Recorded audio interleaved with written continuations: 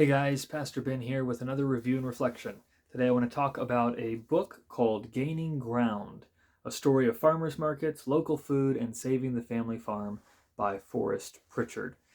So this book will be particularly of interest to those of you who may have um, been interested in the review video I did on Gracie Olmstead's book, Uprooted. She was kind of taking, as I said in that review video, kind of a journalistic look, but also a personal look at what life is like in rural America right now and how our agricultural practices and economic policies and cultural priorities have put a lot of pressure on traditional family farms and on especially local family farms. Even when people talk about family farms today, often they are massive, sprawling operations that are producing a lot of food, but often that food is not going into the local communities. It's going here, there, and everywhere around the world, around the country.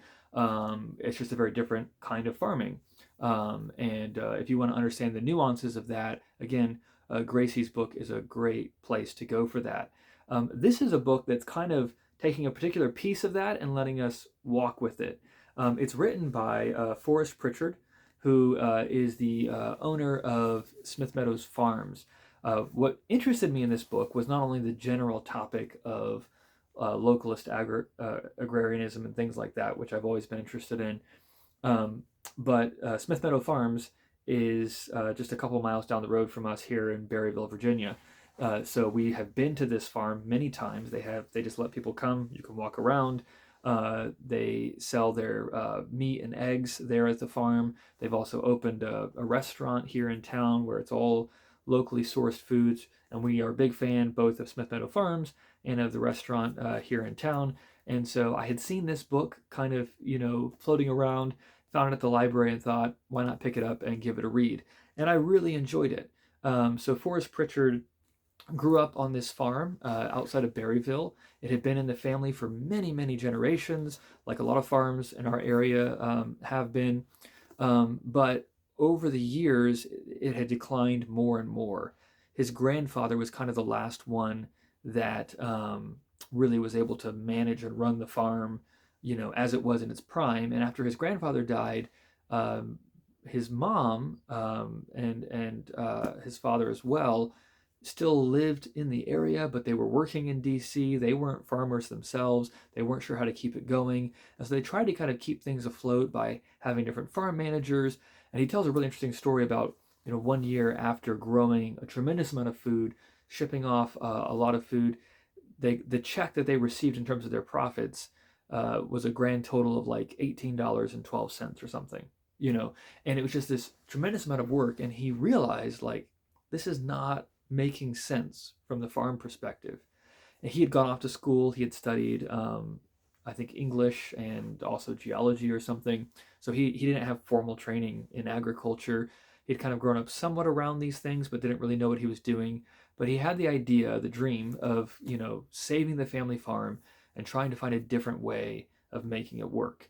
So this book is not really like an apologetic for, localist farming. It's not really a critique of industrial farming. It's not really, in that vein. It's more of a story. He's just telling the story of how he went from having this dream of saving the family farm and making it be something different than what it had been, um, to just seeing how that plays out. So you get to kind of follow him through all his adventures and misadventures. He has a lot of different kind of ideas at the beginning, some of which work out, a lot of which don't. And but over the different chapters, you get to kind of see how he finds his way into a model of farming and a model of production and so forth that is fulfilling those dreams that he had. And that really ends up centering around, grass-fed beef, locally raised, pigs and lambs, free-range chickens, things like that. So it's a kind of inside look into what it looks like to actually run a farm like that, and what it looked like for him to take a kind of conventional farm, as we think of it, and turn it into that. So it was a very interesting book, very quick read. He's Forrest Pritchard is a decent writer. It's kind of journalistic, narrative, telling his story. So It's not going to win, any great literary prizes per se, but it tells some interesting, fun stories. You get to know the story of the farm, and you get to know him and his family a little bit as well. The characters, the people, very much come out. So this was a book again I picked up largely because of the local connection, and it was really interesting for me because all the places he's talking about are places that we've been to, places that we go to, and so that was great to just kind of get to know your neighbors in a sense, even if it was through a book. So if you find that kind of thing interesting, if you are into the localist agrarian movement, if you are a kind of homesteader, either in practice or in your heart, then you will probably enjoy and appreciate this book. So I would definitely encourage you to think about giving it a look. Forrest Pritchard's book, Gaining Ground.